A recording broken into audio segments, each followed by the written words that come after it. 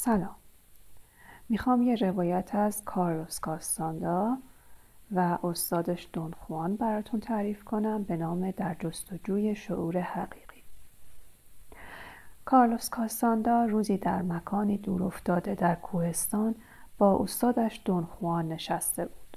آسمان صاف و پر از ستارگان در شب تاریک به نظر می رسید که هیچ چیز نمی تواند آگاهی انسان را از حقیقت جدا کند. دون خوان به آرامی به کارلوس گفت: شما هنوز به عمق خود نرسیده اید. ذهن شما مانند یک دریای طوفانی است که نمیتواند آرام بگیرد. تا زمانی که نتوانید آرامش پیدا کنید نمیتوانید حقیقت را ببینید.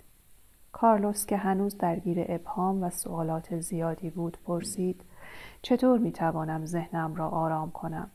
دون خوان به چشمان کارلوس نگاه کرد و گفت: آرامش در بیرون نیست. هیچ چیزی در این جهان نمیتواند ذهن شما را آرام کند مگر اینکه خودتان به آن برسید.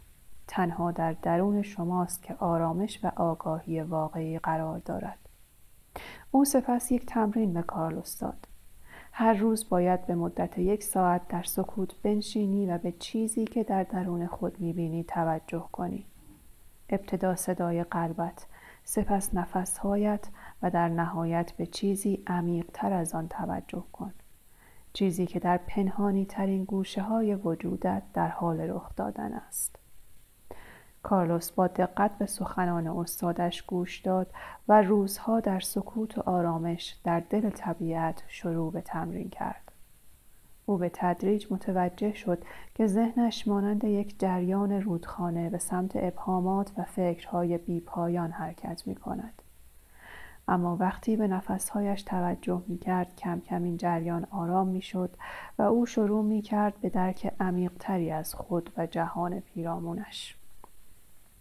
روزی از روزها در یکی از تمرین‌ها کارلوس به ناگهان درک کرد که تمام آنچه را که می‌بیند تنها به اندازه یک ذره در برابر حقیقت عظیم است.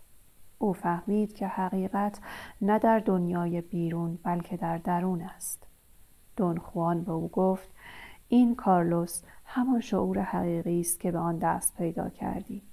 حالا که توانستی آرامش درونی پیدا کنی، باید برای زندگی خود معنای جدیدی بیابی.